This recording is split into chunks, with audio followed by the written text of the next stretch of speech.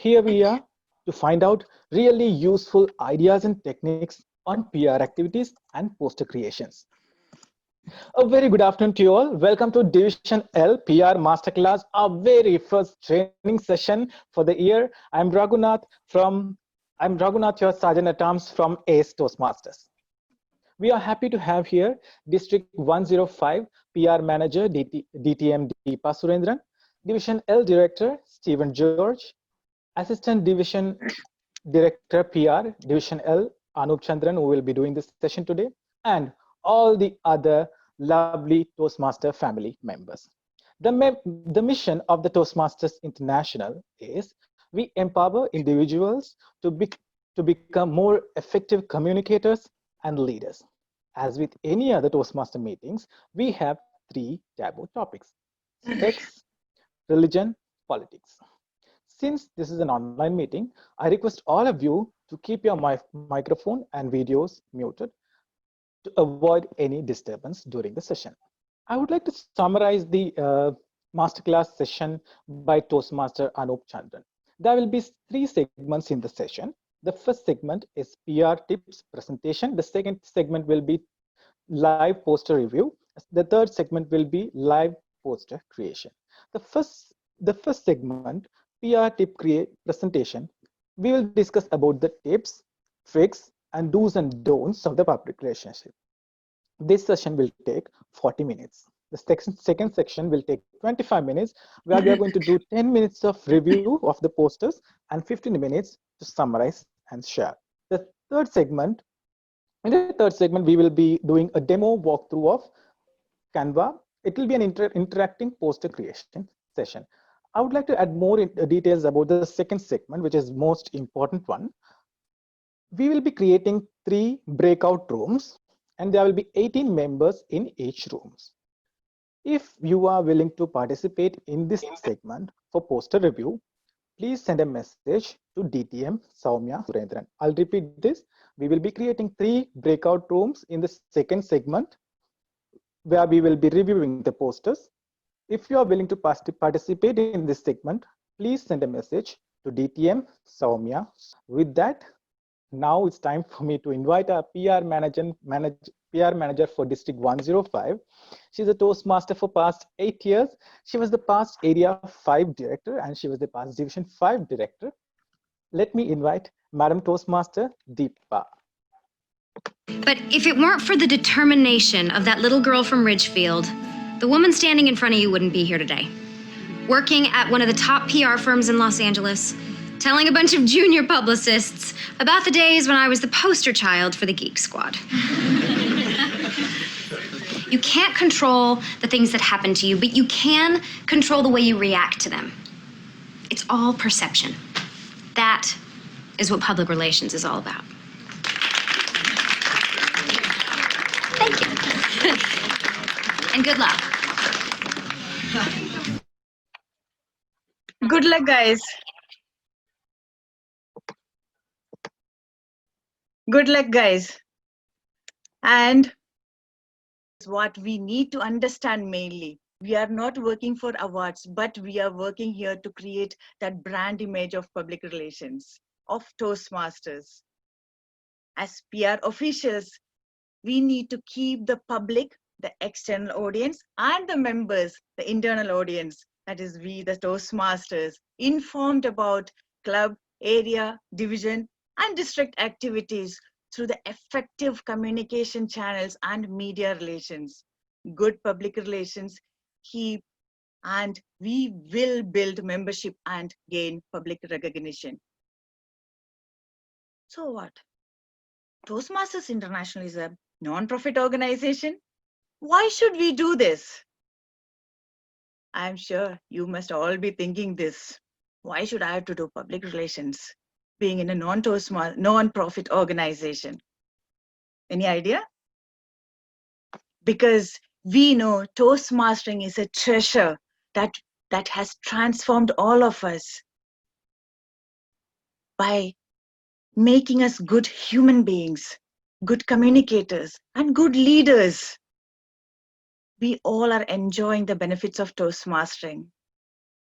Don't you think that it is our duty and our responsibility to share the treasure, the benefits of Toastmastering to non-Toastmasters around us, to our friends? Don't you think so? So who and all are ready to become the brand ambassadors of Toastmasters today? Please raise your hands. If your video is off, it's okay. But please take a pledge that whatever you're enjoying today as a Toastmaster, as a transformed leader, as a transformed communicator, you're ready to share the benefits of Toastmastering to everybody around us. I congratulate and thank Division L leaders, Division L Director Stephen and Assistant Division Director Anu for taking up this big initiative. And I'm sure Anup's team members, Toastmaster Anita, Toastmaster Neetu, Toastmaster Shirali, Arya, Midat, Gayatri, all will help Division L to create that brand image with the help of all the Vice President Public Relations sitting over here by becoming ambassadors of Toastmastering. Deal?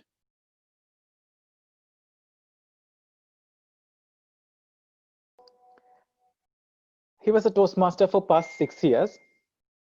And I found that everybody loves him a lot, doesn't matter which club they are from.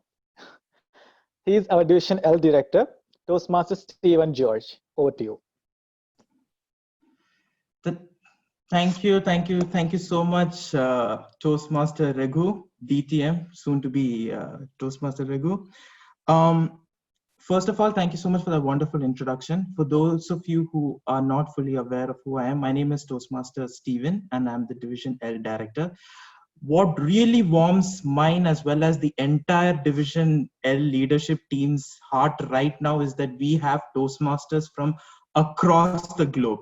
I can see that we have people from District 70, District 114, District 67. We are from districts where I wish if I was a president of a club, we could go through each and every one of you and find out which country each of you guys are from, because we are in districts where honestly, since I have no idea which even the countries that you guys are part of. So I hope that the area directors will write down the names, and then we'll do a quick geography lesson on where these all districts are from India, and it'll be a good learning for all of us. But on a serious note, thank you so much for all of you for attending. It really means a lot that we are creating educational content on behalf of the district, which is of value to Toastmasters across the globe. So that really, really brings us a lot of joy. The purpose of this is very simple. The whole idea of this PR masterclass happened due to 3 reasons. First of all, it started almost 1.5 months back when I was having a conversation with a Toastmaster in Division L at around 5:15 in the morning. And she made a very interesting point by saying that we are around 350,000 Toastmasters across the globe. And if you look at the number of working age people between the ages of 18 and 50, there are 3 billion people out there. Now, there are a lot of interesting math people out of there. If you can find out what is 350,000 divided by 3 billion, please put it up in the chat session, because I know it is 0.00 something percentage. So we do know that we can do quite a lot in terms of penetrating into the workforce and ensuring that the benefits of Toastmasters reach out to the public. For us, that is extremely well important. That was one thing. So if you wake up at 5 a.m. in the morning, some ideas like this come. Secondly, it was in the club, it was in the District 105 XCOM when our DTM Deepa Surendran repeated this phrase where Bill Gates apparently said that if I was down to the last dollar, I would spend it on public relations. Now, the internal auditor that I am, I immediately Googled it out, and it is actually true. He actually did say that, which shows how important PR is. We tend to focus on other aspects like education, membership, which is equally important. But if we have received the benefits, it's almost criminal if we do not share the benefits with the people around us. And last but not the least was because of a 1-hour conversation with a man who I look up very highly. And he is the man who's going to take us through this session which is going to come. I'm a chartered accountant. For me, I'm sorry to admit it, Anup, you're going to kill me after hearing this. I thought public relations is advertising and marketing. That's it. Make flyers, make posters, share it around. You have done your job as a VPPR. But then he gave me an MBA class for 1 hour. I hope Anup remembers that. You kept explaining about how we can use different mediums, different channels. And it's a whole lot of things which come together and form this concept called VPPR. And then he did a masterclass for Division L, Vice President, Public Relations for just 1 hour, guys, which I was a part of. And within that 1 hour, the team was so charged up that already the posters for the Division L contest, debate contest are already ready. We just need to publish it now. That's how amazing the team became. So I was telling Anup that let's not just have like a closed VPPR group. Let's share it with people in District 105, and through the help of Toastmaster Alexander Thomas and others, we have spread it across. So our only hope from this whole session is that you will understand the importance of what PR is. And as long as you can use a mobile, a laptop and a mouse, you can create a poster, whether it is for your business, whether it's for Toastmasters, or Louisa, if you want to market yourself, you can create a poster for yourself as well. So I'm sorry, I can only see Louisa's video from people across the globe. So please go ahead. So that's the whole objective of this.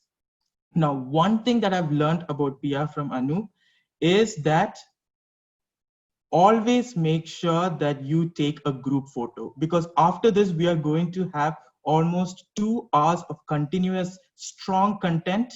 So I do not want to break it off at any point of time after that. So can I request all of you to please switch on your video, and I hand the stage over. Yes, Louisa, push your hair back. Everyone put on some quick makeup if you want to. This is going to take time because we have almost 4 different pages of people, but Toastmaster Sharon, Toastmaster Jarvis, I leave it to you to take a quick photograph. Oh, the video's coming on, so give me one more smile. Yes, thank you so much. Tommy, you can smile, huh? All right, thank you so much, guys, for that. So now I will hand the stage over to one of the Assistant L Division Director for PR. He is somebody who was, and I hope will be the PR ambassador of District 105. Somebody who, just for everyone's record, since I know him personally, 2 years back, he knew nothing about PR, okay? Now he might seem like an expert, but 2 years back, he was still trying to figure out, going through the manual of which colors to use and everything. He became the president of one of the well-known clubs here in UAE called Gardens Toastmasters Club. And since then, even for the District Toastmasters annual conference, he's the guy who makes the video. And the best part of it all, he makes quality content in just minutes. So in just like 10 to 15 minutes, he does the thing. And today he's going to share the secrets of what PR is, what are the common compliance mistakes that we kind of do. And last but not the least, if you know how to use a laptop and a mouse, you can create posters for yourself. Ladies and gentlemen, please put your hands together, and I want reactions from every single person in this room. Big round of applause for the one who's going to lead us through the next 2 hours, Toastmaster Anup Chandran. Thank you, Toastmaster Stephen, for that wonderful introduction. First of all, I would like to thank you for giving me this opportunity, this platform, to explain what PR, what I've learned taking some leadership positions in different levels, first at the club level, then right now in the division and district level. I would also like to thank upon DTM Deepa Surendran for giving the larger landscape of what is happening in District 105, and also, laying out the right perspective. What is PR all about? It is about reputation. It is about perception. And again, as Toastmasters, we want to put our best face forward. A lot of people judge a book by its cover. So if we can put our best, picture in front of others, messages that cuts across barriers, and if we can push that in front of people, then we are taking the message, the core essence, the vision of Toastmasters. So let me start with the presentation let me share the content.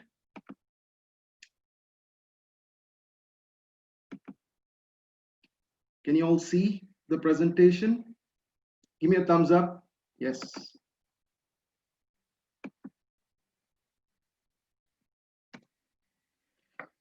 Now, forget Bill Gates. Bill Gates has been quoted twice, but this is someone very, very famous who said this: PR is what you say about people when they're not in the room. This is by another equally, businessman of great stature, Jeff Bezos, saying, what is PR all about? According to Toastmasters, we have the role of VP public relationships in every Toastmaster club. Now, predominantly, most of us are preoccupied creating flyers and informing each other about the events. But a VP public relation role, according to Toastmasters, is about generating positive awareness for the purpose of attracting and retaining members. That's the core. Are we reaching the external audience? We need to ask some questions about that. Or are we just reaching the existing Toastmaster community? So a good public relations will build membership and will gain public recognition. These are two things that we need to have in mind when we do our campaigns and every single thing that we do. Because as club growth director, they have their ways of doing things and they have their campaigns. But a strong PR within a particular club can influence, can change perceptions and bring in more membership. So that's what I'm going to talk about in the first 20 minutes, just to give you an idea or my perspective of what I learned about VP public relations. Because last year I was the president and I was also the acting VP for public relations. So these are some experiences that I have got in the last 1 year.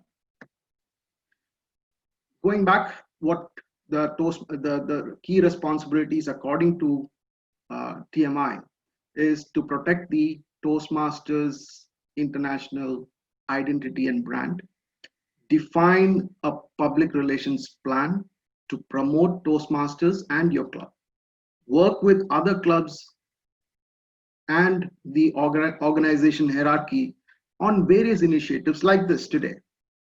Your Toastmaster key messages when you speak in public is quite critical, because that can influence and also build membership. So first and foremost, protect the logo and wordmark.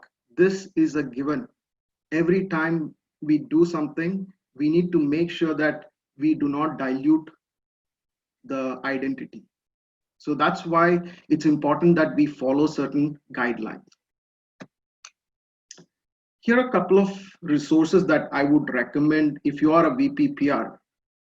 If you're a VP PR, can you all just give a thumbs up or a sign indicating? Yes, I see many responses. So I wish all of you to go to the TMI website. These are the links. I can share it later, the presentation. But if you can go and read these, it'll be of great value, because there's a whole lot of good things that are shared in terms of compliance, in terms of duties, roles, responsibilities, and so on. First and foremost, when you want to take on a public relationship role, is to build a strong brand identity. We need to know who we are. We need to be consistent with our messaging. And we also need to offer something of value. So that is very critical for a brand to stand out. For example, I'll just show you a few things that we did this year for the Division L. If you look at the Group E, you have most of the folks having the banner at the back with a coherent, a distinct Toastmaster logo. And of course, from the division point of view, we've used certain design elements at the backdrop just to be distinct, but also there is a meaning behind those thumbprints there. We have 4 areas. So we picked the 4 colors depending for each area, representing the area. Why the thumbprint? Because we respect individuality right at the each member level. So that's the element that we picked for our design, and we said we will consistently start using this. So what you're creating is identity. Every time a flyer comes out, or every time you see a video using these elements, then you know that it is a division L material or asset. So that's the core. Same thing, we have multiple channels. If you look at our Facebook page, it needs to have the same set of banner. And we also have a YouTube. It needs to have a proper banner which identifies you. Right? And if you are operating any of these social media channels, we need to have clear description of who we are, about the group. So if you have, if you're taking, charge of these social media channels from a previous team, you need to make sure that it is all coherent and updated according to the latest team. So you need to make sure that you are updating these regularly. Next thing is, once you have created an identity, you need to identify who is your audience. And for clubs, it is even more special and important, because all your messaging, you need to look at whom are you communicating this to? Is it an internal communication, or is it for the larger public? So you need to tailor your content accordingly, because we see all kinds of acronyms thrown in many of the posters and communication, like COT. Somebody from outside will not know what it is. Some things like DTM. We have so many acronyms that are thrown around. So we need to be very, very careful when we put out a message in the public domain, because if you are targeting a particular segment, then you need to tailor your content. Now, once you have identified your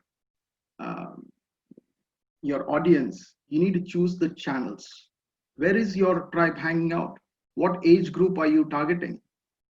Let's say, for example, we have a club in Division L, JSS, which is a school-based Toastmaster.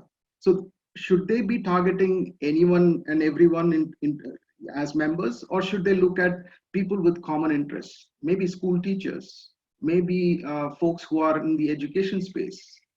That would be their defining audience.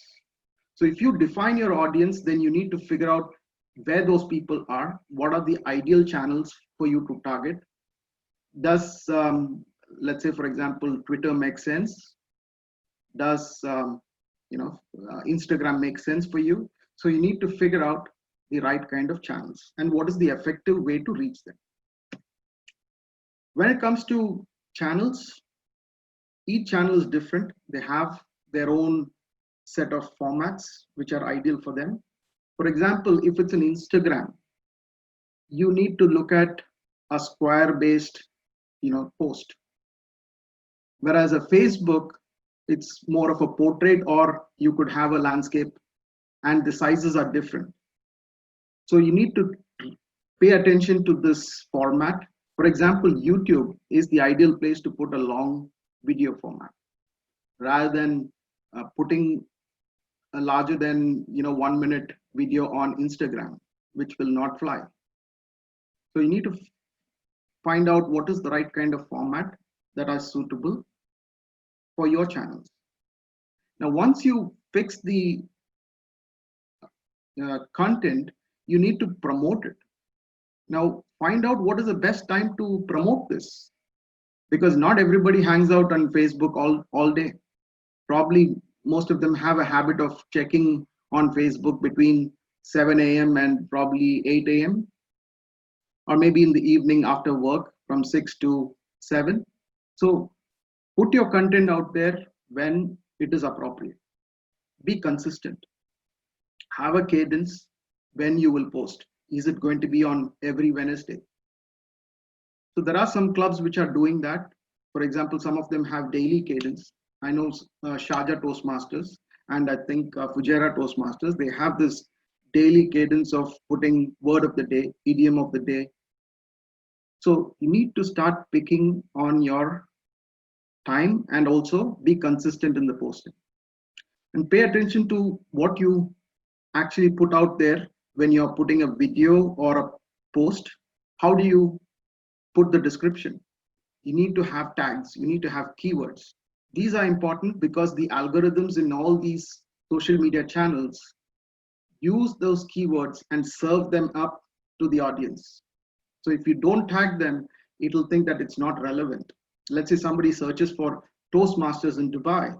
If you have a tag with Toastmasters Dubai, then chances of your post being in front of somebody who is searching for that content will be much, much higher. Here are a couple of examples. So these are a couple of posts that are on Division L Facebook. So here are good examples because you see the post on top, you have a proper headline and you also have a main content. And the one on the right from Gardens Toastmasters, we have the header and we have the details along with tags. So if you start using these tags consistently, then chances are that your post or your material would come up and would be served by the algorithms in front of the person who is searching for this. Now, how do you engage with the tribe? Because posting is one thing. All these social media channels focus on engagement because they measure that. And the algorithm has this, one of the parameters. If there are huge amount of engagement, then it will think that, yes, this is quite popular and I should be ranking it higher in my search results. So you need to start hitting the like button consistently, especially the admins. If you are the VP PR and if you are the admin of a page, then you need to start engaging, especially with someone commenting and giving you some good feedback. Then make sure that you have something in reply. You know, start posting and commenting on those comments. So when you start having those engagements, then the algorithm will definitely think that this is a superior post and it will rank it higher. So that's in a gist at what you need to do in terms of creating a buzz, a perception, an identity for your particular club. Create the identity, identify the audience, pick the channels that are right for you, make sure that you're creating content with the right kind of format, promote it well, and do engage. So that's a gist of it. Now I'd like to ask Toastmaster Midat at this point, do we have any questions? Yes, Toastmaster Anu. Yes. There is one question. A person is asking, let's say that we are in the activity of PR in the Toastmaster. Is it more like social media marketing in the real world where you are trying to reach out to customers and target them? Yeah, very, very, very good question, pertinent question. I think Toastmaster Stephen also talked about this. It's marketing and PR as two different activities. It may seem very, very, or advertising and PR seem very similar, but there is a subtle difference. In advertising, you are spending money to put that message out there. PR is for free and you're building by curating and putting quality content. So you're creating, content which promotes your brand image. Whereas the other one, the focus is on a campaign, it is targeted, and it's also, you have to spend dollars, especially on Facebook and other social media channels. They have promotions. You can promote a post. But what we do in Toastmasters is without any promotions. We don't spend anything, but we put quality content. And if you can target, identify your audience well, and do all these things what I told, you will definitely be able to put your content in front of not just Toastmasters, even in the outside world. Okay, great. There is another question. A person is asking, what if I take a VPPR role in my club? Will it help me if I'm pursuing a career in digital marketing? It does help. It does help. I'll tell you why. Because I had no knowledge about digital marketing. I own a brand. That's something what I do. And when I took on the president role at Gardens Toastmasters, by accident, the VP PR role became vacant because the person had to leave, and I had to take on that additional responsibility. But I was very happy that that opportunity came my way, because I knew by experimenting, by posting, I could sense that certain posts were doing very, very well. So I did a lot of learning. I mean, it was more of a place to experiment, learn. So I would say that VPPR is a very challenging job, but I think the rewards are plenty. It will definitely help you understand how the channels work. And I'm still learning. For example, I don't know much about YouTube, how to promote. I'm trying to learn those. So this year I've tried to focus on other channels other than Facebook. I do a lot of Instagram posts for my brand, but definitely it does give you a different perspective. Okay. Thank Okay. you, Toastmaster Anup. There is All right. another question. What do Sure. you mean by with purpose, which is mentioned in the PR awards? Sorry, can you repeat that? Yes, there is a word with purpose mentioned in the PR awards. What do they mean by that? Oh, I mean, this is my take on it.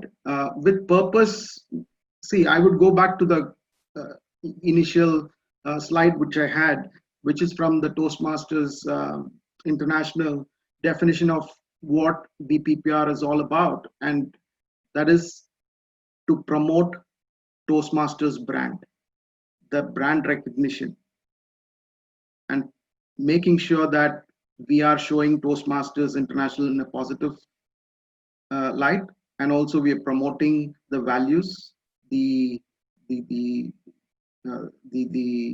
what do you say, the advantages and benefits of joining Toastmasters. So that's key. That's the purpose. It's not to win an award or anything, as DTM Deepa said. The focus is on curating, putting out their quality content.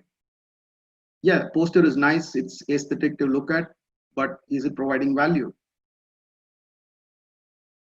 Okay, and It's more than just posters. PR means a lot of other things. You can, because the canvas of PR is so huge, you can go into different kind of formats. It can be long format videos, it could be podcasting, it could be even articles or blog posts. So there are many platforms out there. So you need to start exploring what channels are ideal for you. there is another question. Can we link membership growth to individual social channels? Yes, I mean, this is something which I've discussed with some of the senior leadership also. See, for example, in my mind, a person is motivated to put out their content if they get proper attribution, right? So if I'm writing a blog post and if I get the attribution, and if we can have all the clubs get attribution, because the leadership of the club would like that recognition, and so on the hierarchy, just up to district. And if it can go all the way up and it gets posted on, let's say, a District 105 Facebook or maybe even LinkedIn. And if I have a personal profile, and if my name can be used in the description, and if there is a hyperlink, people who are reading that blog post will click on my profile. So what you're doing is internally you're building your own profile and also putting out content on behalf of Toastmasters. But what we need to be very careful is the language. What I see in most of the newsletters, most of the content what we put out, it is more internal facing. It's more focusing on clubs, events which are promotional events which target just within the Toastmaster community. So we need to make sure that the content is very neutral and it has to have some value. Okay. Great. There is another question. Are there guidelines for tagging? Let's suppose, like, can we tag members or other interested groups? Like, are there any essential tags that we must use? No, there is no, I haven't seen any document from TMI asking, but good practices would mean that look up within that particular social media platform, the official pages, accounts, which you can tag. With that, I think we'll have to stop the Q&A and we'll have to get to the next segment of the presentation.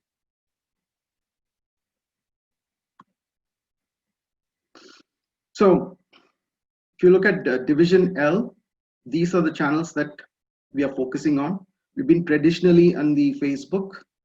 We have a group, but this year we have started an official page. I'll get to the reasons why.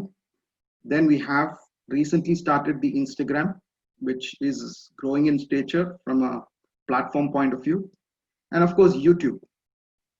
Now, we made the decision that we are going to have this official page where we are going to have just curated content which is created by all the clubs in Division L.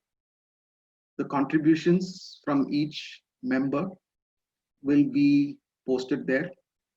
Of course, it is according to the format and the standards that we would define. So what we're trying to do is having curated content. Because the group channel, what we see is a lot of posters, a lot of event flyers, there's a lot of noise, but not good content. It's just talking about, yes, come to our meetings and so on, those kind of meeting invites, but there's no content being generated. So that's the reason why we're creating this official page. Similarly, the Division L Instagram and YouTube is going to be curated. It's not going to have free for all postings. We're trying to curate good content. So what happens is if you curate and put good content, people will start following you because they get value out of it. Right? So that's the reason why. And if you are on your mobile phones, please do visit us, follow us. Anup, sorry to intervene, but the screen is not being shared right now. Really? Yeah, from the curated content slides onwards, the Division L. Okay, let me share again. You all see? Yes. Okay. So we as I said, we have a group within Facebook. We have launched a new official page on Facebook. Then we have the Instagram and YouTube. You may want to take a picture, follow us.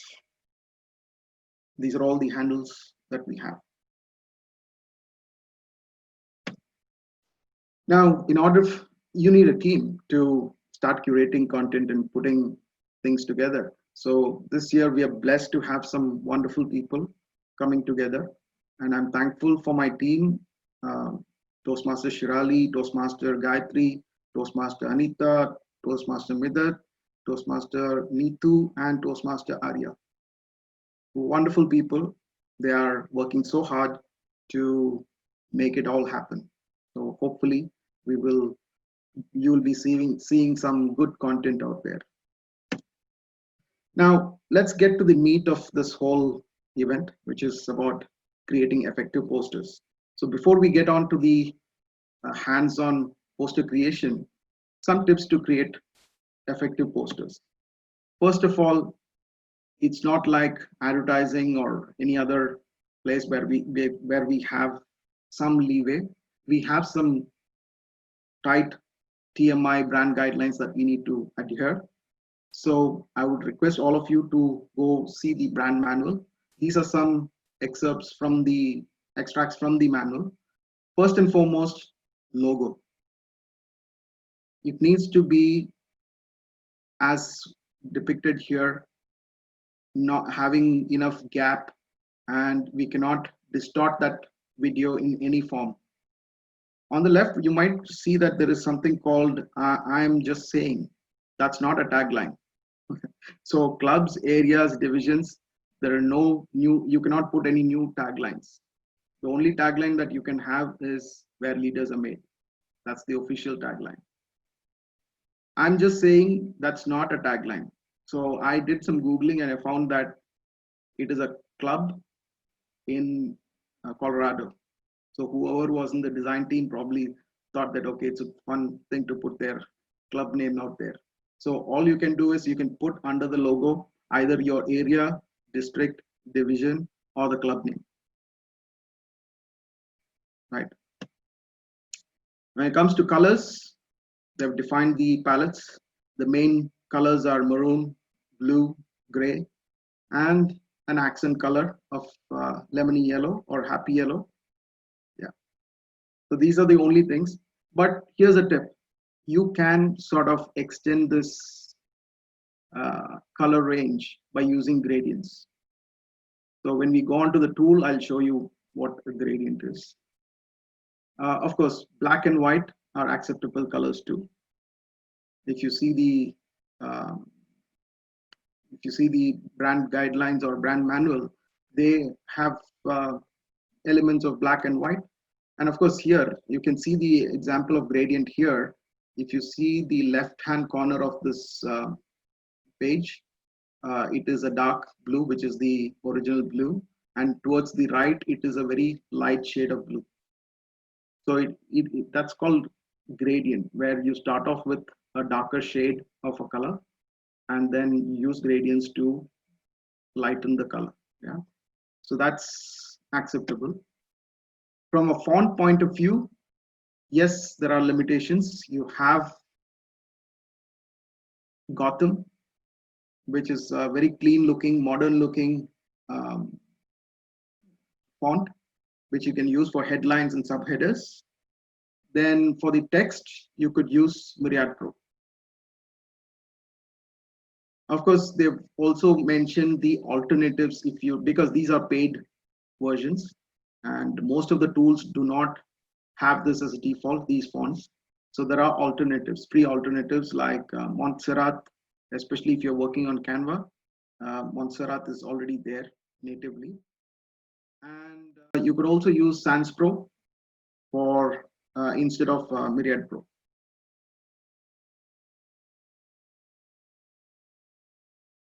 This is the most tricky part of the whole branding guidelines, the usage of images and photography. I know that a lot of clubs love to use images in their posters. Now here's some guidelines. First of all, we cannot use landscapes, animals, children, food appliances, medicine, and architecture. Now the key word here is mainly or solely. So they cannot be standalone. If a TMOD is having his pasta or he's in a landscape, that's okay. That's an exception. But solely depicting a food or landscape is not allowed. And of course, what is tightly guarded is no cartoons, illustrations, clip arts, So these are some things that you should definitely avoid. Now this year they have also improved upon the brand manual by adding some guidelines for videos. So for example, if you have all seen the district video called the PR snippets, where we have inserted a couple of slides or frames. One is the disclaimer, and the other one is the credits, who created the video. Because if there is any clarity or questions, we all know whom to ask for, which team created it. So it's quite important to have these elements, especially in your video. Now let's get to how to create a poster. So first of all, think of the basics. Who are you? What kind of personality you have? Who is it for? Is it an internal communication or is it for the public? And what message do you want to carry? So here's a couple of examples. We have a club called DIC. They are in Dubai Internet City. I like this because it's an announcement of the team, but the background, they have picked something which is true to their identity. They are in the technology space, and most of their members are from that particular space. So I like the way they have constructed this poster. Next, we also have a club called Bollywood Toastmasters.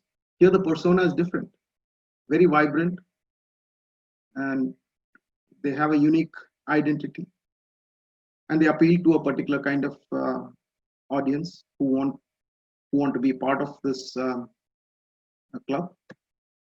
Then we also have another poster which is from Pond Park Advanced, which is a senior or a mature club, but they want to put the message out that we are different. So you can look at the way they have constructed this poster with emphasis on what's different. Right. So once you've made or have a preparatory thought about what is the mood of your poster, you need to start creating an outline. You need to look at the 5 whys and how. That is what, when, where, who, why. So you need to have the title, you need to have a date, time. If it's an event, then where is it? Is it going to be on Zoom? Who's going to be the TMOD? Or if it's the team that you're announcing, you need all that information. Yeah. What is the purpose of this particular poster? Is it to invite or just to inform? That will actually get into the creative side, how you say that story, how you construct that story. But first of all, for a poster to be effective, it needs to be minimal. Remember, less is more. Then comes the color choice, the third step. You need to think about what are the colors that you're going to use in the poster. And if you look at effective posters or in design, you will have a primary color, you will have a secondary color, and then you will have an accent color to focus certain attention. Yeah. So you need to have this kind of ratio in mind. This is an interior design. If you look at this, you see that it is very aesthetic because the colors are in proportion, in the right proportion. Same thing you will see on a website. This is the MailChimp website. If you see that they have 4 colors, of course, mainly 3, the yellow and the black, which gives the contrast. And the blue is just to give that accent or highlight, because these are call to action buttons. Then you have add images to boost that visual appeal. Remember, first and foremost, the TMI guidelines, the boundary walls that we play in. So pick the appropriate image which is relevant for the poster. Use photographs that balance the text around it,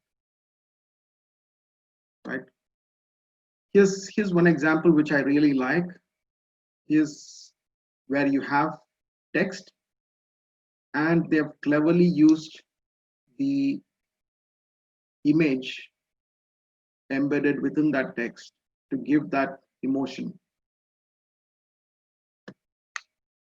Here are a couple of other examples where images have been used.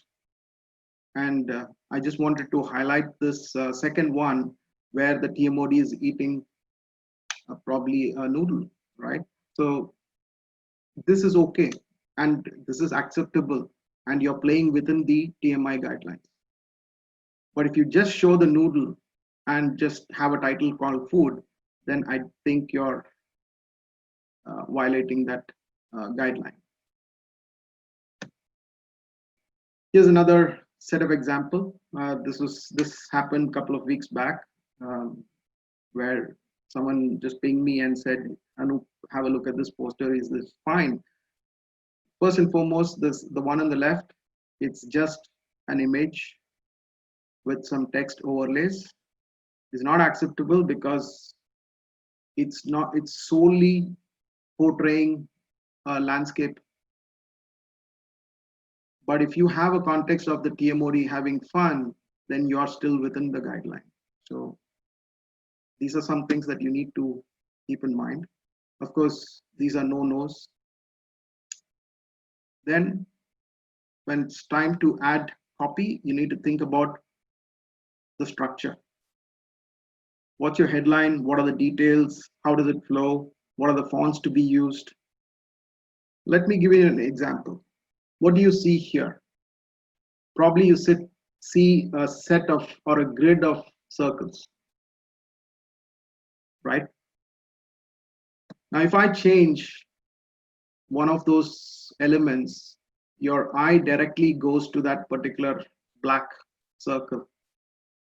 This is how our brain works, how we perceive things. Now, this is an excerpt extract from the Gulf News a couple of days back. It's great, but there is a demarcation in terms of sentences, but it's still difficult to get a gist by looking at it. But if you look at this example, you see that clearly there is a visual hierarchy. You see a headline, you see a subheader. Just by reading that header, you know what the gist is all about. You know, what is it all about? What message are they trying to convey? So even in your poster, even in your content creation, have a visual hierarchy. Here's another great example where appropriate words or texts have been highlighted by clever play of sizes and colors. And it's again 3 colors used in this particular poster: the white, the yellow, and the red. And if you look at the main headline is of a particular size, the brand is of a particular size, and look at that profitability of 15%. This is an ad for hiring more women in leadership roles. A brilliant example of how you can make the poster very, very effective. Another great example where the focus of this particular poster is about the collective strength. And this is a partnership between Royal London and the insurance company and the English Cricket Board. But the focus is all about the partnership. Finally, if you have a particular purpose for a poster or a flyer, you need to have a call to action. So if it is you want to build membership, if it is club growth is something that you're looking at, you need to have that call to action very distinct. Do not have multiple messages. Please come to our meeting. And also something else, do not put out multiple messages in one single poster because it dilutes the whole thing. So this is an example how you can have a great call to action. This is trying to drive, drive traffic to a particular website, mathaware.org, and very nice little copy they have with different fonts, different colors, and at the end you have an accent where you want to have that call of action, people going to their website and checking that particular website. So these are some examples that we had. Yeah. So this is an appropriate time for me to just stop the presentation and take some more questions. Midat, do we have any more questions? There are so many interesting questions. I'll share the first question is that this person like to know why is there a restriction in using landscapes, animals, and children in Toastmasters posters? See, it doesn't depict, there's a disconnect, right? For example, what is the message you're trying to convey? If it is a member experience, it's fine. Let's, for example, the poster where I showed holidays. The connect between Toastmasters and that image is that Toastmaster having fun and explaining about it. If you just put landscape, it could be anything. It could be, there is no connect, you're breaking that connection. So probably that's why they want to restrict that. Again, the food element of it, if you just put food, the focus of attention is only on the food. The other messages, whether it's Toastmasters, whether it's an event related to a division, district, whatever it is, it gets diluted. So if you are bridging that, but again, I would say use creative, look at creative posters, how you can bring that element. We will have a look at it. We will have a look at it in the live poster creation. Okay, there is another question. Can the images be used as watermark? Now, this person is giving reference how you use brand name in L'Oreal. No. So, for example, I've seen many Toastmasters, even the flyers using images with watermark. Please do not use it, because first thing is, you do not have the right to use that particular image. You're violating copyright. Second thing is, it doesn't look good aesthetically. Yeah, so you need to be mindful of these things.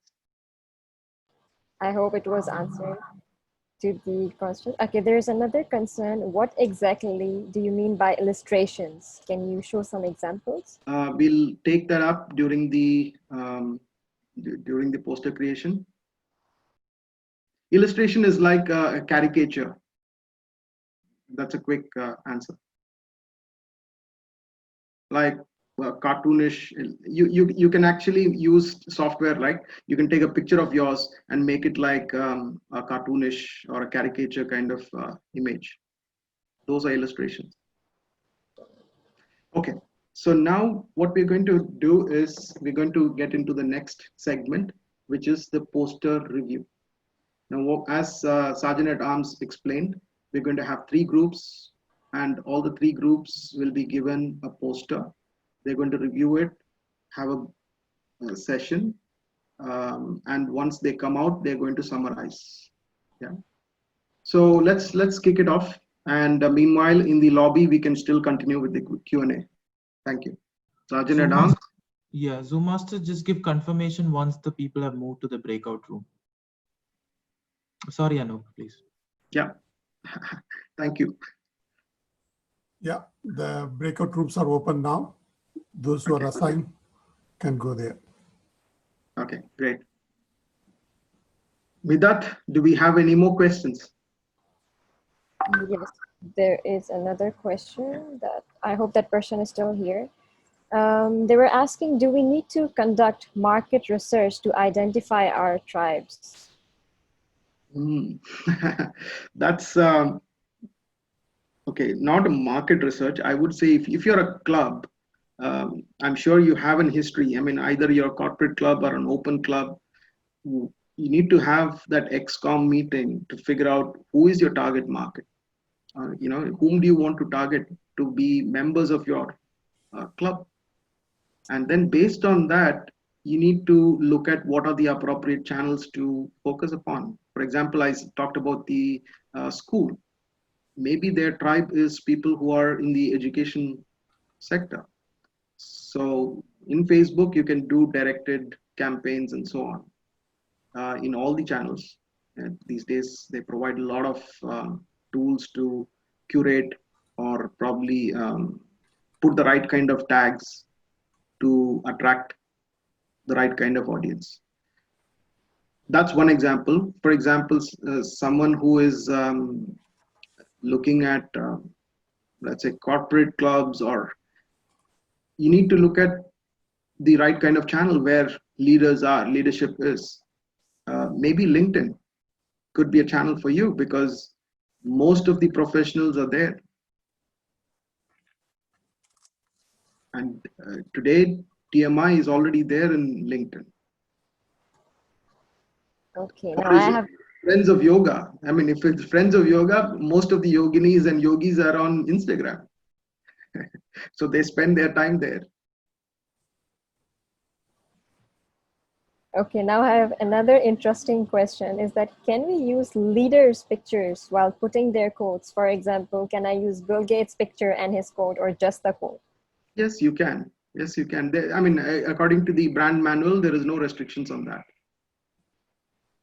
Oh, As long as you can cite the origin of that particular picture. So that's important. You're not violating any copyright there. okay, and there's someone who said that you just showed a picture having landscape, but with transparency. Is it allowed to use landscape in poster? If you look at the example I showed, which is the one without the TMOD in, that is not allowed, even though it is faded out. But with the TMOD in the picture, in the context, it's okay. Okay, now this one is a funny question. Shouldn't we ideally be using images which shows people meeting or having fun? Mm. So instead of showing pictures of a Toastmaster eating food or a travel photo. It depends on your theme. Let's say, for example, someone's focusing on a theme like let's say conflict management or whatever. That could be your meeting theme. Then it's appropriate to show a meeting room or a business setup. So you can definitely use those kind of pictures. It depends on your club, what kind of theme they've chosen for that particular meeting. And then the VPPR is constrained by that. Okay, I think it's you answered really well because the person is satisfied. Okay, now there is another question. Is there any language barrier to put on poster, or can it be like any language? No restrictions on language, nothing mentioned. As long as TMI guidelines does not put any restrictions, please feel free. Okay, now this one is really interesting. It's like, can we create a club account on LinkedIn and we can refer to people we meet in our volunteering experience? Absolutely. You can link, for example, if you're having a club LinkedIn account, always good to put that attribution, who created that particular blog post. And then once you write that attribution, because that member is part of LinkedIn, people will find that, and then it'll be an hyperlink and they can find the person. So if you want to, mention another person within that blog post, you can also do that. So there's no restrictions. You can cross link, the profile itself within your content. Okay, so it means that we are allowed to create an account on LinkedIn for the club. Yes. Officially, we do not have a district 105 presence, but TMI is there. A lot of other, regions, divisions, districts, even clubs have presence on LinkedIn. So Yeah, I think there is no restrictions.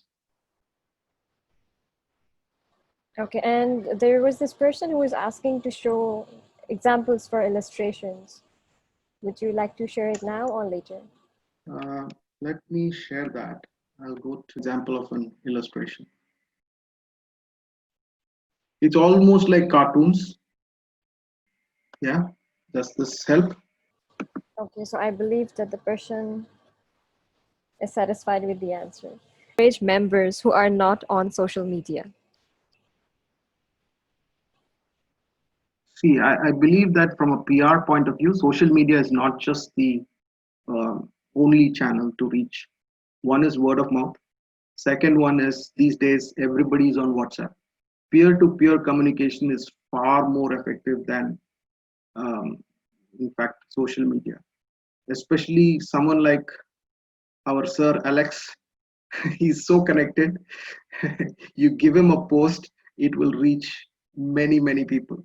So a lot of people are, interacting with people using just WhatsApp messages.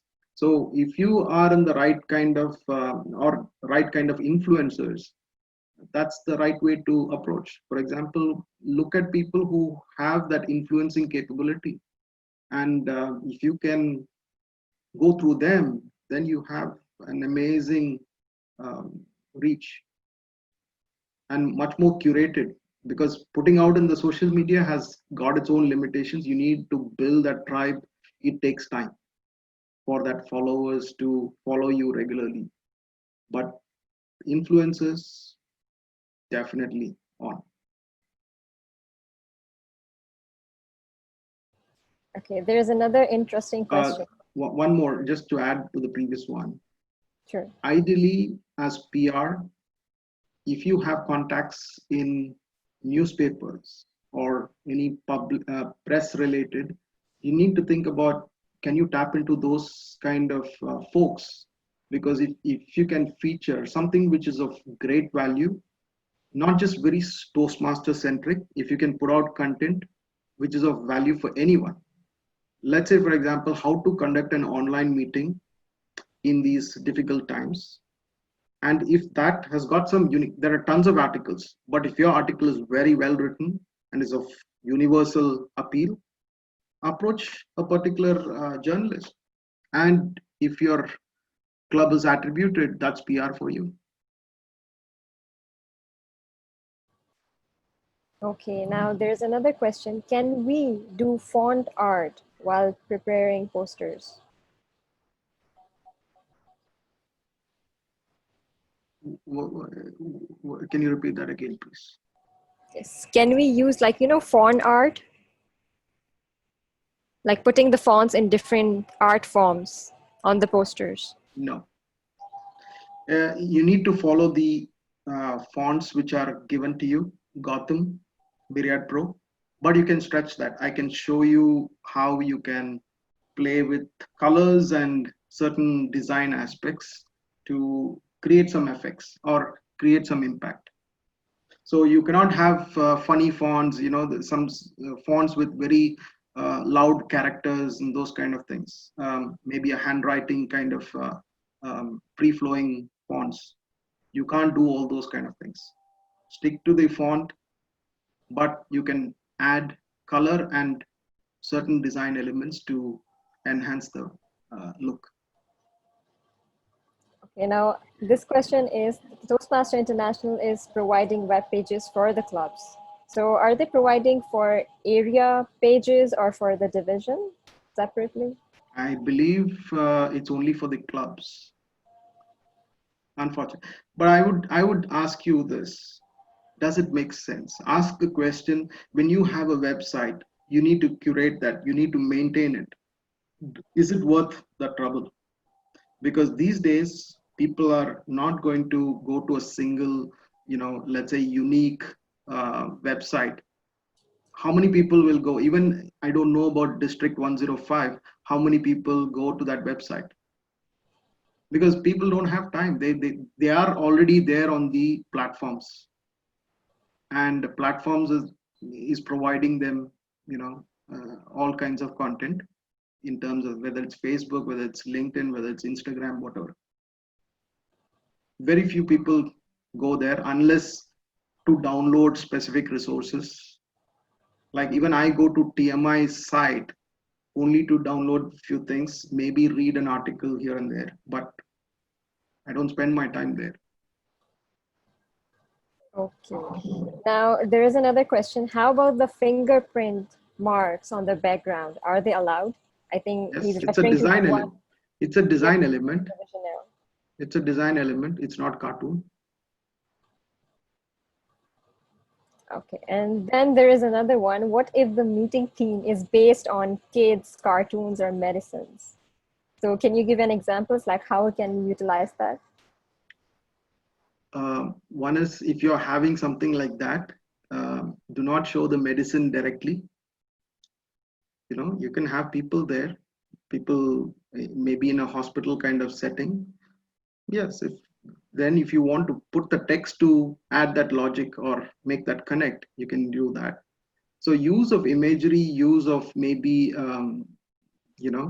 subtle elements is the way to get around it. But try to avoid that. I mean, why skirt the controversy?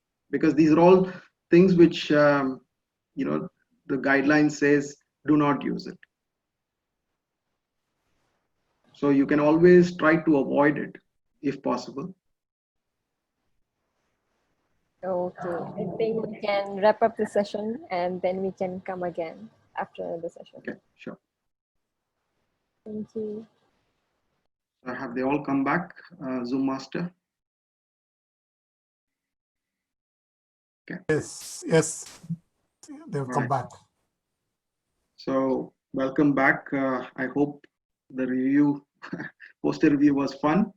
Now we'd like to hear some feedback, and I would like to ask the team leaders to summarize the findings.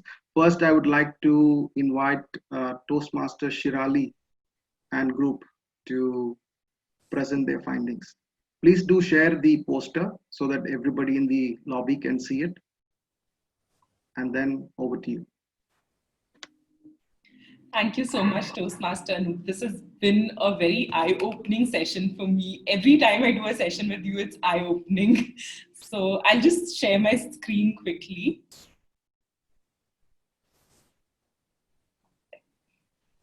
We had a vibrant team, imagining the possibilities of this particular poster.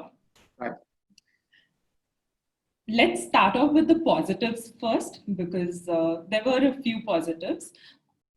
The first one which was pointed out was that the petal in the image kind of represents the club name Gardens. So you kind of get an idea of gardens with the petal in the image. The second positive of the poster was, since it's colorful, it's attractive to people who like color. So someone pointed that out, that color is something which attracts people. The third positive from the poster is the spacing of the text is done quite well. So those are the three positives that we could find out. Of course, there are a lot of areas of improvement based on the Toastmaster guidelines. First being, the text could have been placed on a more neutral background or a plain background. Second, the poster needs to follow the Toastmaster guidelines when it comes to colors. So the Toastmasters colors are missing. The Toastmaster fonts are missing. Even the font is not Toastmaster, so that is missing. The logo, Toastmaster logo, is not present anywhere. So nobody knows what they are getting into. Is it a Toastmaster meeting? Is it a so you're not clear on what this is. Coming to that, it also does not define if it's a meeting or what kind of a meeting is it. Is it a public speaking event? So if someone is not from a Toastmaster background, there is no clear message that the audience gets that is this a meeting or not. Information is diluted or diffused, and the background, the image used could have been someone like some people or something else rather than this, because you can't imagine anything with the image. So the image could have been different, maybe people and someone imagining something. could have been done. And also the timing mentioned on the poster could have, we could have specified that this is a, UAE time, whatever, because now since if we think from the perspective of online meeting, you can always mention time in Dubai or DBX or UAE. Just let me have a quick look. Sure. I think, yeah, I think brand color font. I think if there are no other points, I think it's very well summarized. I think all valid points. Just one thing I would like to mention: this is a poster from the past. 2016 is the time frame before COVID, so it was focusing on internal communication. But I get the point. First and foremost, the choice of image could be much better. The fonts, the colors. I mean, we still did have the brand guidelines even during those days, but I think this poster didn't, you know, didn't follow the guidelines to the T in terms of the kind of fonts they've used, in the effectiveness of the contrast, especially when you have all these text at the bottom, and especially if you're on a mobile phone. Is this appropriate? Because this is going to be even tiny on the mobile phone because it's a landscape format. It is not a square format. And again, this was put on Facebook. And these days, people are consuming information not on their desktop. So it needs to be nice and clear for someone to view on their mobile phones. So that's where I think the challenge for this particular design is from a size perspective. Then of course, I mean, there's a casata of colors here, which some people it'll appeal, but I think it breaks that 60, 30, 10 rule. Yeah, sometimes you know, it loses that message or impact by having just that imagine written there, and what is the TMOD trying to convey. So that I think, yeah, very well said in terms of highlighting those good things and not so great things. Can we have the next team? Thank you, Toastmaster Shirali, for that. Thank you. And thanks to my team also. Next, we'd like to have Toastmaster Gayatri. Hi, Anoop. Hello, everyone. So for me and my team, we had actually fun time observing and sharing our recommendation. I would actually want to invite my team members to share their feedback more. I would invite Prarup and Rajesh. They'll summarize the session and the learning and the journey that we had. Awesome. Thank you. TM Prarup and TM Rajesh. Can you share the image? Yes, or the poster? Zoom Master, can you find them?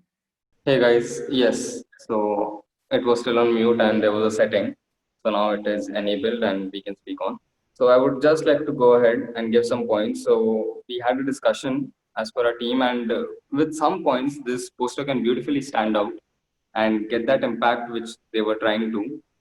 So just starting off with the basic rules, the brand color can be improved. So according to TMI guidelines, pink is not a permitted color, so we can work on the color. The logo has been set and it is coming out, but not in a very subtle way.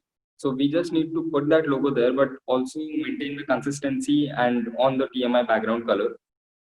This is the second point that we thought. Third point coming, this is not a minimalistic design that we could think of, because the content is placed and it is placed quite vividly on this poster. And that can be a problem because we are not exactly getting, like, we get the theme as happiness is your choice, but there's too much information other than that as well, which can be excluded from this poster to make it stand out.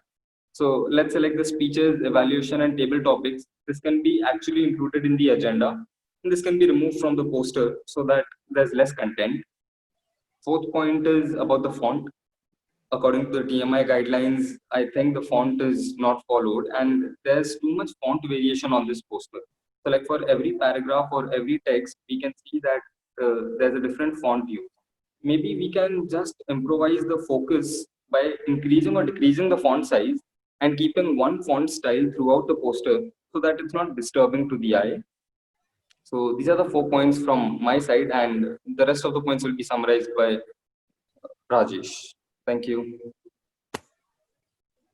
Thank you, Praroop. Thank you, Gayatri. And yeah, to continue, in fact, only to echo what Praroop has already said, but one really great suggestion that came out in the group was to apply the 5 Ws to know what we should include in this poster in terms of the communication content. 2 more things that could be done are to use, again, to continue with what Praroop said, the hierarchy of fonts and the hierarchy of colors to make sure that only what is essential in this poster is actually placed on this poster itself. And yeah, that is from us. Over to Gayatri, or back to the Toastmaster. Thank you, Rajesh. Thank you, Gayatri. Thank you, Rajesh and Praroop. All valid points. Just a few additions. See, a particular poster like this needs to follow hierarchy in terms of where do you want the person's eye to focus on first, because there's a lot of content being thrown across, and the color, of course, is also, there's no variation in color in terms of the text. It is all in white.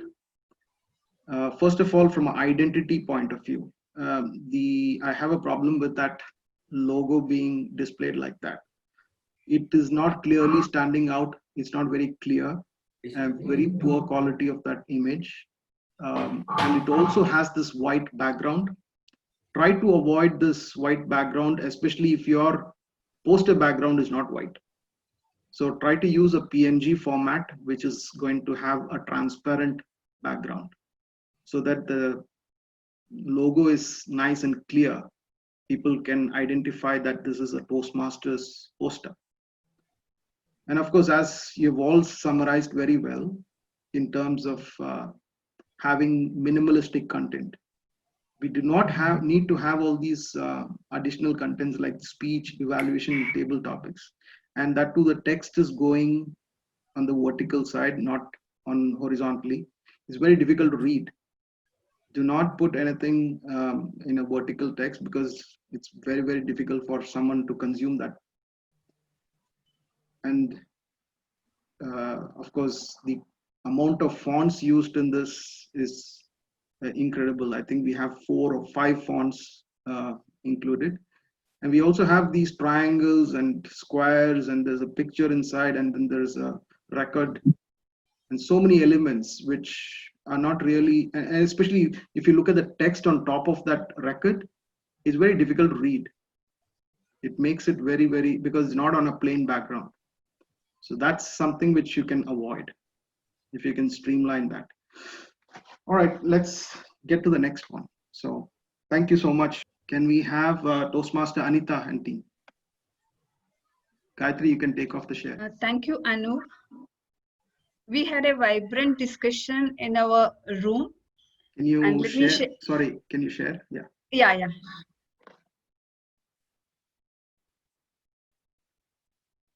Okay. To start with a positive note, we have the one point we got is, as a normal person, this poster is very inviting, and people will come and attend this program because it convey the message.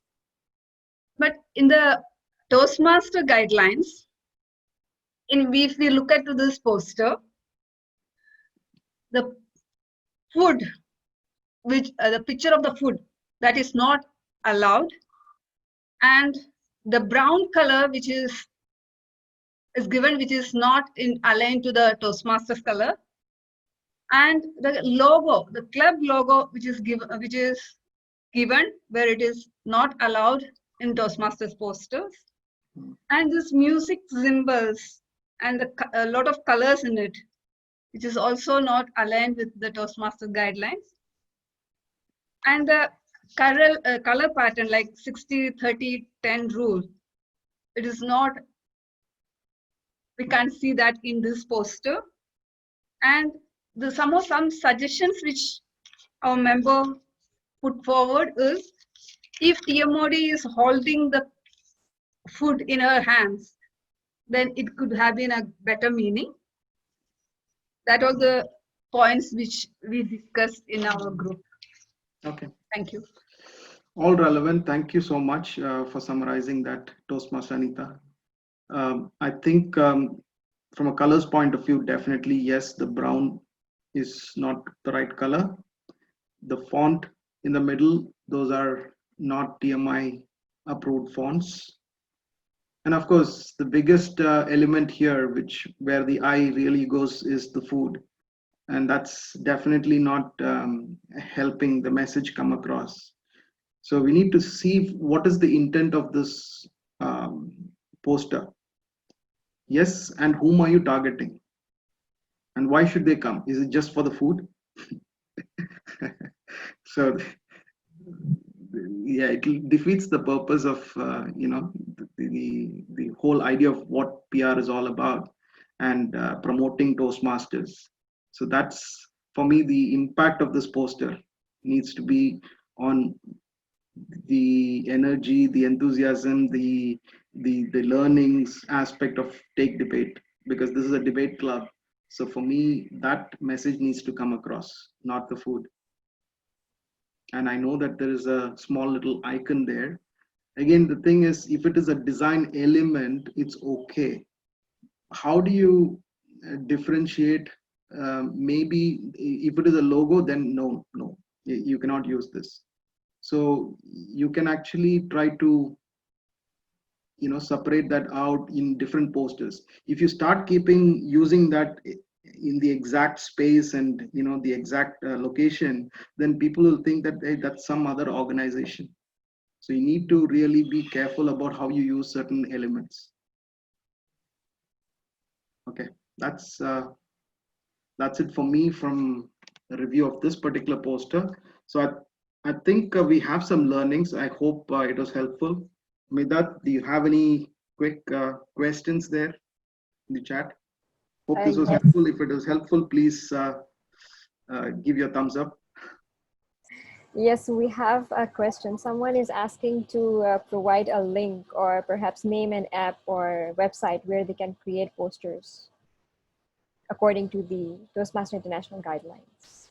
So first and foremost is, I'll tell you, DTM Deepa told a few things, what they've set up as an organization. There is a couple of WhatsApp groups created.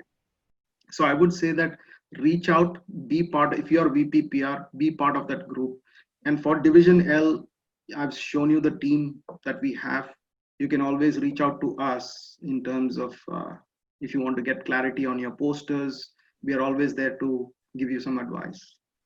From a website point of view, focus on TMI, the brand guideline, go to the brand portal, which they have, which is a unique space where you can read anything and everything about TMI branding guidelines, the artifacts, the downloads that you can do. In fact, TMI also has photographs that you can download and use in your posters. Of course, they're all very business-like posters, very Toastmaster-centric posters. Okay, so there is a very humble question. This person is asking, what if we are an old club and we have shared posters on our social media which were not following the PR or branding guidelines of Toastmasters International? So are we supposed to remove the flyers from the social media? So this is funny thing about social media. What you post today or tomorrow gets buried by a lot of information, unless a person goes and browses all your photos and history, and they have enough time to do all that. These days they consume the messages when they are there, and after that it's gone, right? So it's a decision for you to make.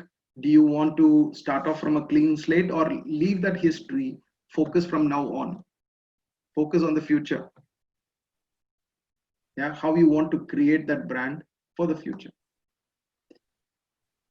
All right. Okay, now, So okay. I think we have the red signal. Yes. We'll take up the questions. We can take up the question the next round. Yes. Thank you. Okay, so now we're going to an interesting stage where we're going to have the live creation of a poster. So let me share my screen again. What we're going to focus today is a tool called Canva, which is quite popular. And in my mind, I mean, this is one of the best tools out there.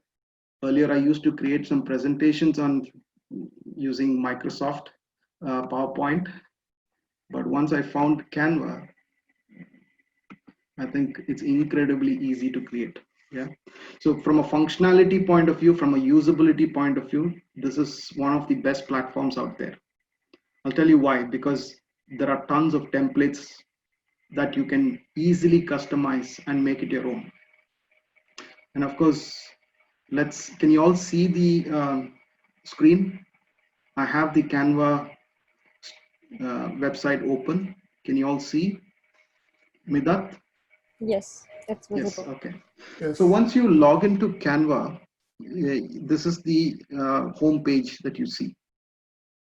So of course, I have a paid account of Canva, but it's you have a free version of Canva that is more than adequate to create posters. Now, from an interface point of view, what is great is they have these templates and they have under categories. Whether it's a social media post, whether it's a personal card, business related items like a logo, business card, invoice, they have different categories. And within social media, you have different social media related templates. For example, a Instagram post is square. Instagram story is long form. A Facebook post can be a portrait mode or a landscape mode. Then you have the Facebook cover. So first and foremost, it can give you tons of templates that are already there. You can pick one and then start off, change few elements and make it your own.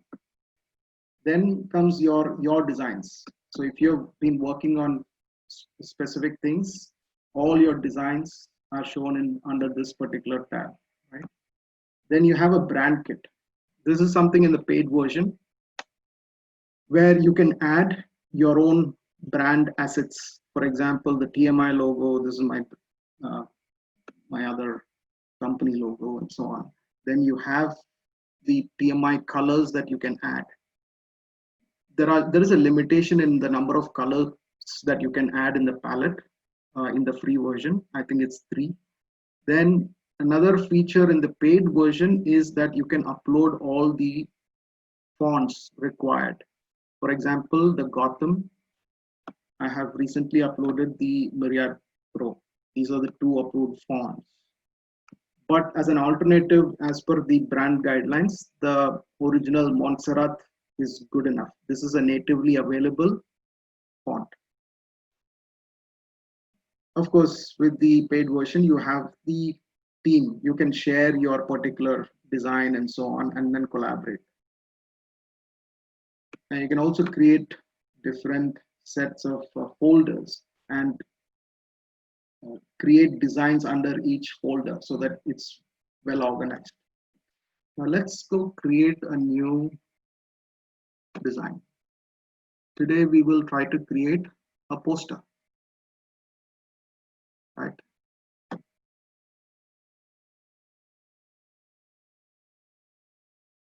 So all you have to do is, what I did was create design, choose the kind of asset that we want to create. We want to create a 42 by 59 inch. This is the standard set format. Similarly, you can browse through what are all the templates that are available. But for now, we'll just create a poster. So once you are in this interface, you'll see the white canvas here, a bunch of templates categorized. Then you have the first icon on the left, which is active. That's why you see the templates. Here are your uploads, which are the pictures that you have uploaded into Canva, right? Then you have photos. So this is the place where Canva gives you access to professional looking photographs. Some of them are paid.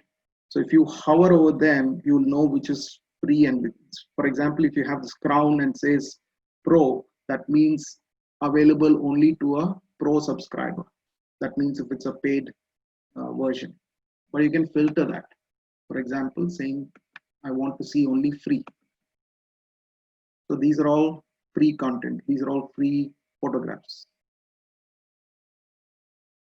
So you can use any of these images in your poster. Then comes elements. This is a segment where you have different artifacts that you can use within the poster. Maybe it's shapes, frames, stickers, chart. You have gradients, you have lines. Of course, these kind of illustrations better to avoid as per PMI, especially these. Text, of course, we have the simple text fields according to the headline, subheader, and body. And then Canva also gives some presets, right? These are things that you can add on and then probably change the font, change the color. So these are starter templates on the text. And more recently, Canva has added video editing or video creation capabilities. So there are some video content that they provide. Again, you can curate based on free and pro. Backgrounds. This is something that you can add onto the poster to create a background. Of course, we are limited with our colors here. For example, the TMI colors. Right. Then there are other things which are apps that can be integrated, especially if you've finished doing a poster, you can integrate it and post it directly from Canva and so on. So we'll get to all that advanced features later, but let's start creating a poster. So today I was just thinking about a theme called music. And look at music has no boundaries. Okay. That's the theme that someone has given. So let's go for some elements. Sometimes what I do is I just look at, for inspiration. I would say maybe not this. I want to look at probably maybe a guitar. Yeah, probably this could be my element. But I also have, from a process point of view, there are certain elements that I want to add onto my canvas. That is, what is the club name, the logo of Toastmasters, the 5 Whys, right? So we want to put the venue, when it is happening, where it is happening, all those things. Let's start with, all I did was click this and I've added a text here. Let's say I'm making this poster for gardens.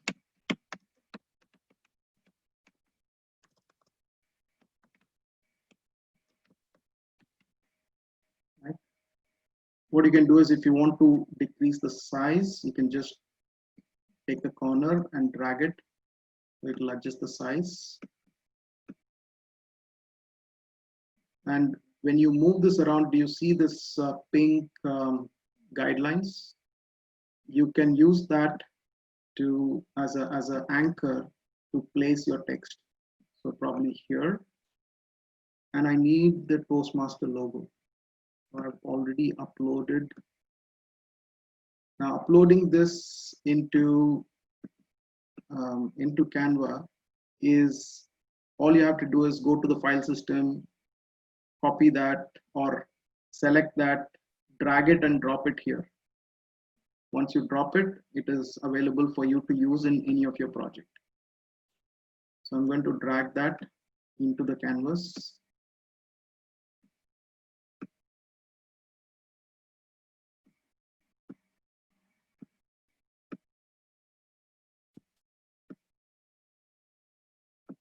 There you go. Place that right next to gardens, and it is neatly aligned. with the lockup here. And we also want to have additional information saying, okay, some clubs do it. I don't typically do it, but today I will. So you want identity, right? You want to say it is club number 1, 2, 3, 4, 5. And space, I would say area 48, division L, district 105. For all this information, what I'll do is I'll just adjust the height. Okay, if you see the size of that, it's around 30. I'm going to put it right there.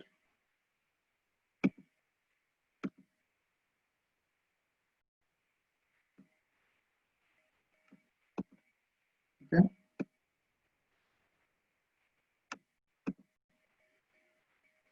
Now what I can do is, next is the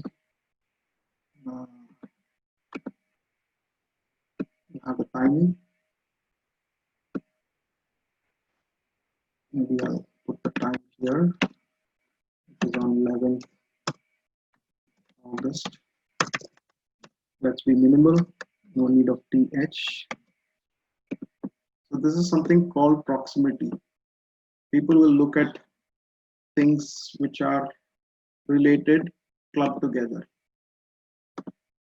They don't like the look of it. Make a separate one. Yes, there are a few questions. Please, Shall I share it? I can take some. Okay, so there is one question. Is there a minimum size requirement for the Toastmaster International logo in any given layout? No, there is no minimal specification. But what you need to be mindful is the clearance from the border. Good point. Yeah. So you need to have enough margins, and aesthetically it needs to look nice. I mean, other than that, I wouldn't say. Vedat? Yes. Any more? Yes. Shall I shoot the next Yeah, question? please, please, please. Okay, the other one is to just shed some light on the usage of icons. Like, is it a complete no, or can we use icons related to Toastmasters International for the creativity purposes? When you say icons, logos, you mean, right? Yeah, I believe the what icons they're referring to, like Zoom icon, Instagram. That's fine. That's fine. That's fine. Yeah, as long as it's not the main item there. And what they recommend is, especially if it's a corporate poster, if you want to have the corporate logo, it needs to be diametrically opposite side, distinct away from the Toastmaster. So following just that guideline, I would say make it less prominent at the bottom if you really need to have it. You really need to have it, go for the minimal design, I would say. But if you need to put it away from the main logo. Right.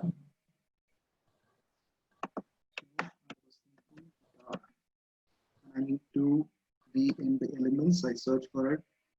Maybe something like that.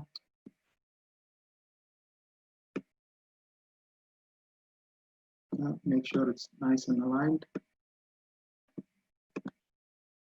So I have this, and I might say, okay, let's have a text and have a visual imagery plus some text around it. So music is the main theme, right? So I want to create this nice and big, maybe 144, bold, maybe Montserrat, extra bold. So this is allowed. So this is how you can play with the size to create that visual impact. Toastmaster Anup, some interesting questions are popping up. Yeah, please. You want me to share it? Yeah, please. Okay, now to clarify on this icon thing. So can we consider this guitar as an icon? I mean, people can still use something. Not an icon. It's a design element. So it's not an icon. It's not a logo, right? Yes. So anything similar to that people can use. Yes.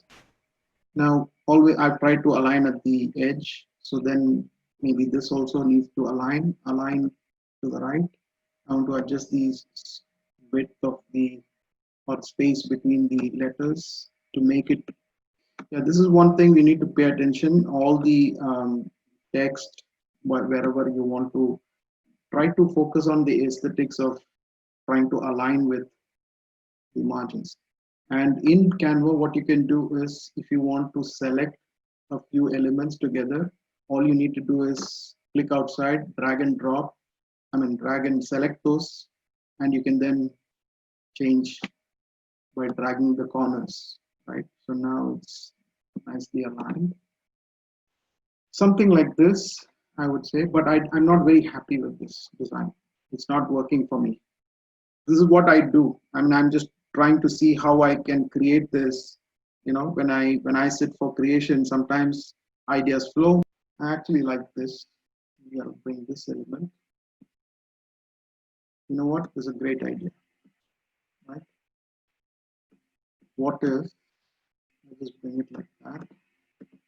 I don't need the M because the shape of this note is very similar to M. You can use something like that. But now the readability of that needs to pop out.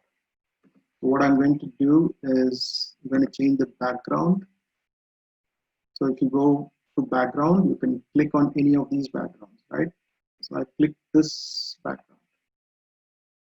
Makes it much better. But it still needs to pop out in terms of those elements. And you need to make sure that the background is of the right color. So what you can do is right click, detach the image from background. Then you'll be able to select the actual color. Click on the background color here. And if you see in Canva, you have this, if you put an image, they'll say photo colors. And you have all the PMI brand colors. Because I've already defined the Toastmasters palette, I will click on this. I don't trust this accuracy. So maybe I select this blue. But what happens is all the text is now in black, it doesn't contrast. We need to think about contrasting this. So we can probably pick a lighter shade, maybe a white. And this could be in yellow. This could probably be this, yeah. And this could be, we'll use only 3 colors. And Toastmaster Anup, if possible, can you also show how people can resize it according to their requirements? For example, for an Instagram post, the size will be different. Yeah, so I'll get to that. Just remind me once I finish this, I will show that. Okay.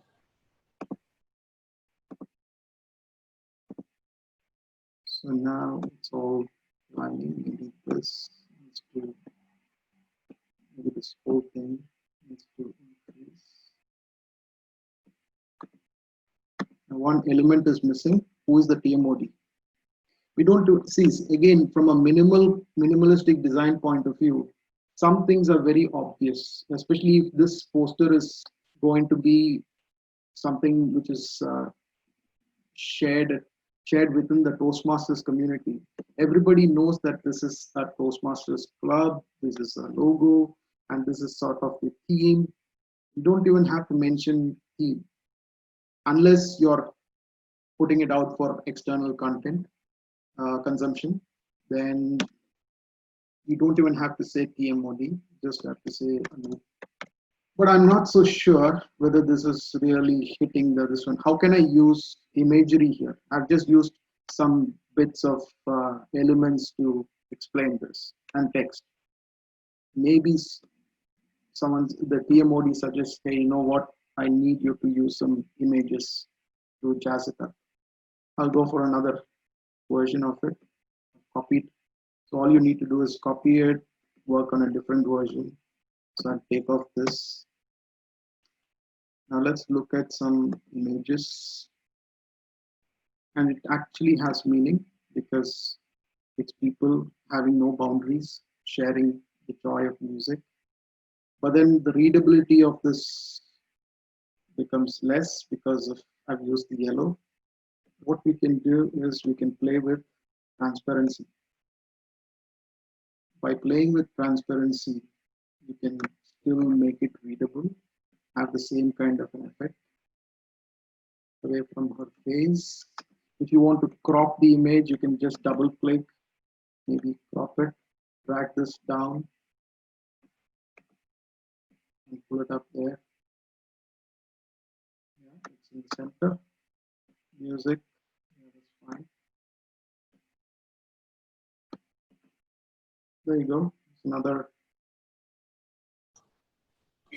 Okay, and can you please repeat or just repeat telecast? How did you place the photo in the background? How did I place the photo in the background? Yes. All I did was I picked an image, assuming that this is what I've uploaded.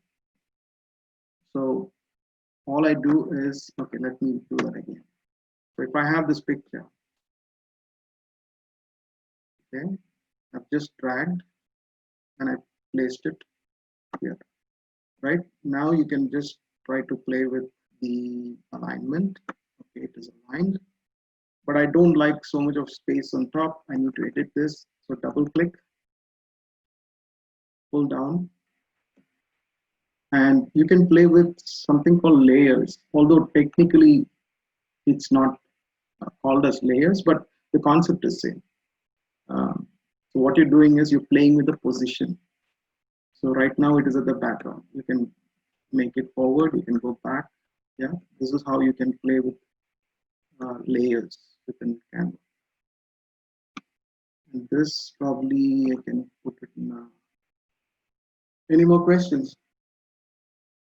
Yes, there was one question. How can you make the gradient palette? Like, for example, at the top, it's like a lighter shade, but at the bottom, it's a darker shade. So here in Canva, they have given a gradient. It's a transparency, you can see. So I've used one of the existing templates and I've created this. But more specifically, if you can go to the elements section, you have something called gradients. Yeah? And gradients, let's say, for example, this. You see, Canva already has these preset gradients. You have two colors, and it's varying from one color to the other color. That's what the gradient effect is. Now here, you can pick the gradient, go to Toastmasters palette or the choice. So for example, this is something important, something very basic.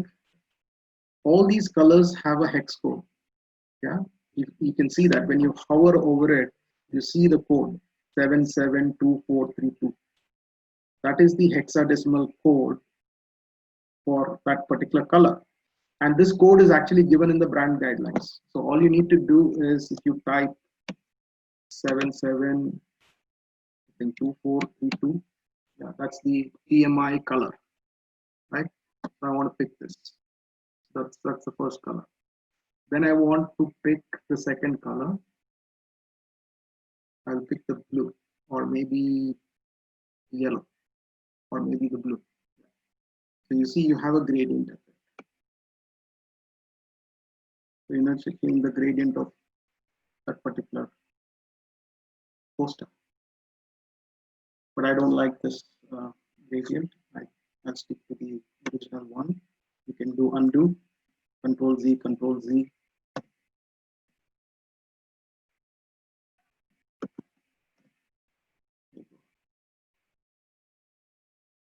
How are we doing on time? I'm not able to see the timer. How long do you have? 8 more minutes, Anup, for the end.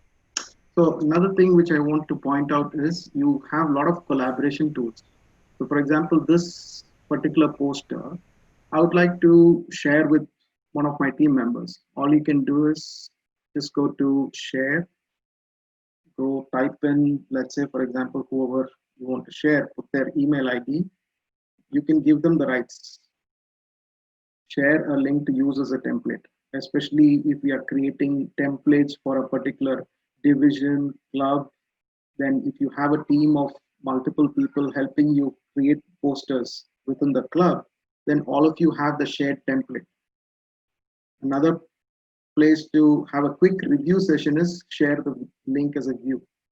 Or you can give the access to this particular to someone who is expert in Canva, and they can quickly edit and change, modify it. But it still remains in your workspace. Right? This is how you can collaborate. Now, when it comes to downloading, you can download it in different forms, whether it's a PNG, which is a high quality image, JPEG, video. Now here in Canva, you have something called animate. You can animate your poster. So let's see, these are the effects. Let's say it's a block effect or a rise. You could say, okay, this is the kind of animation that you will have.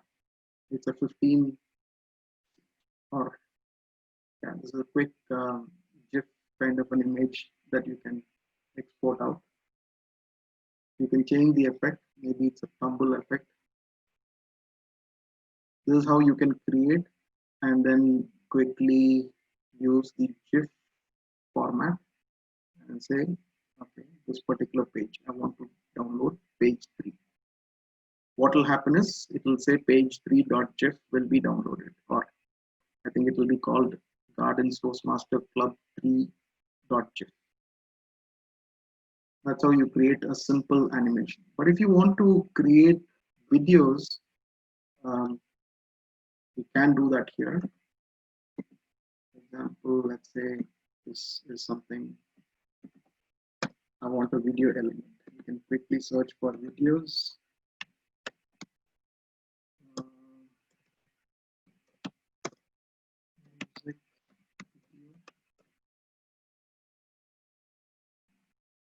Something like this. Be added.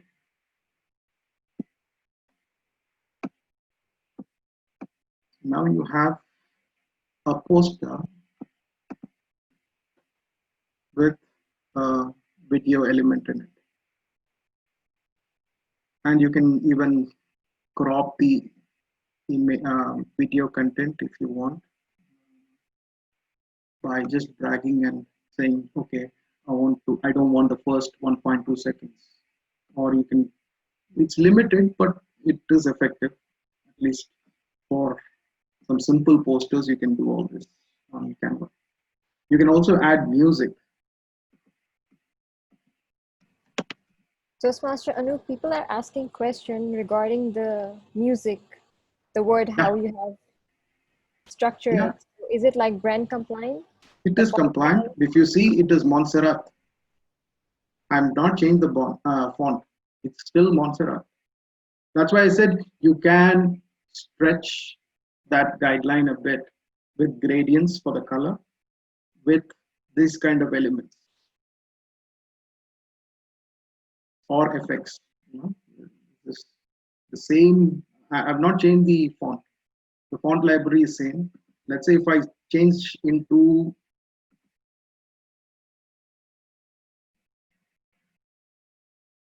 any more questions with that?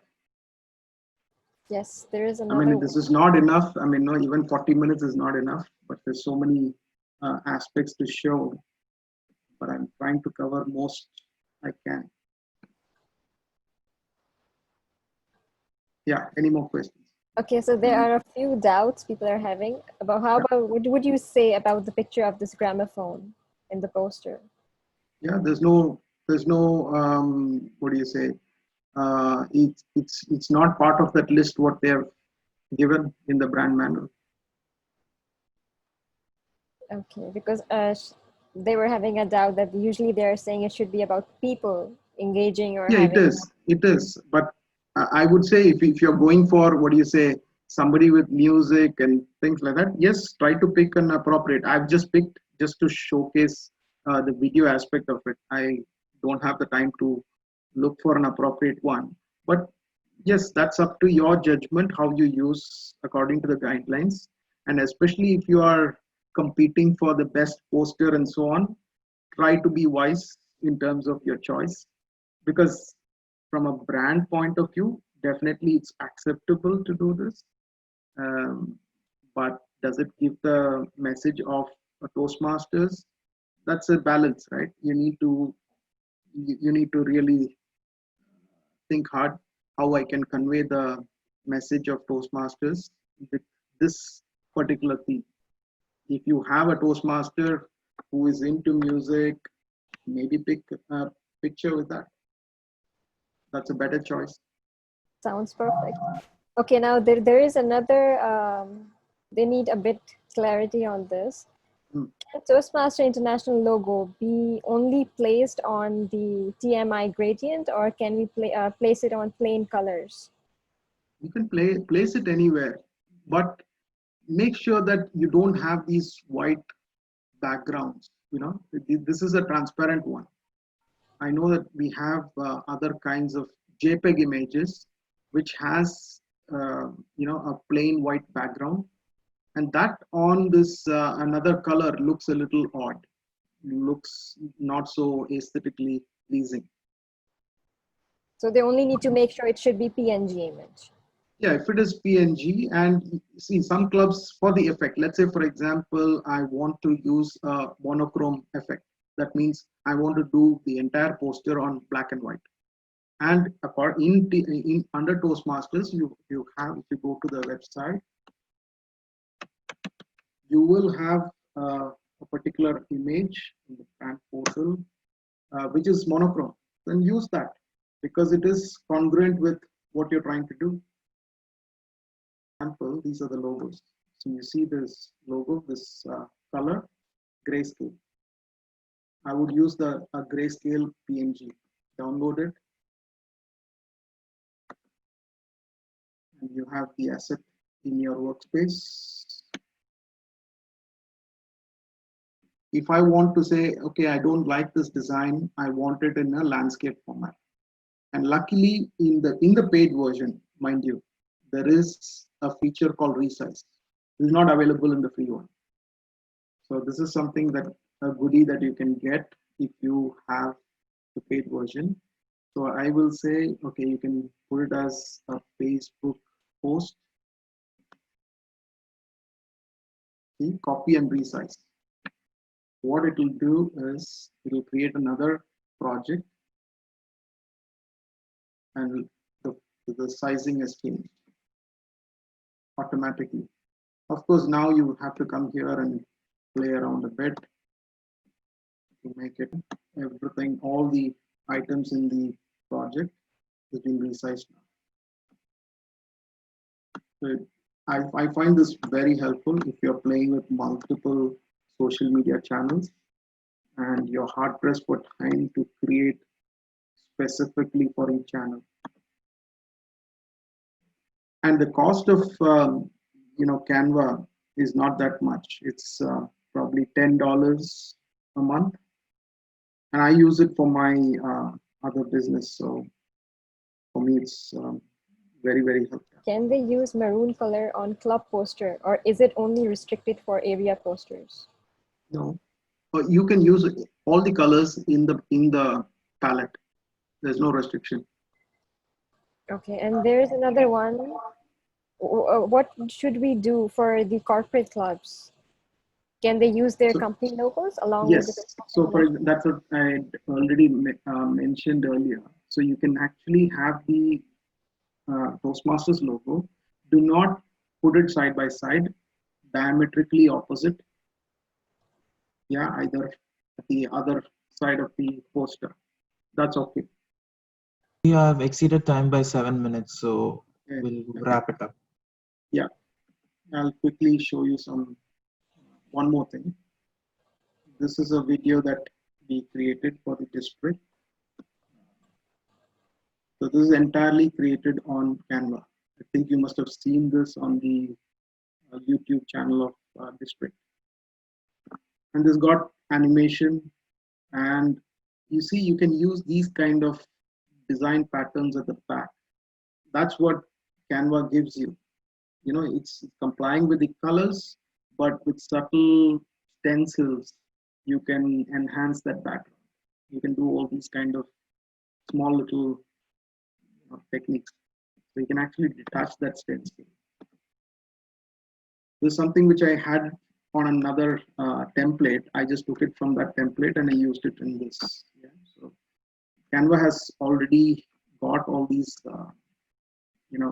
digital assets created in various templates. All you have to do is look at the template, see if it is a paid one, if it is free to use, and if you are complying with the guidelines, please use them.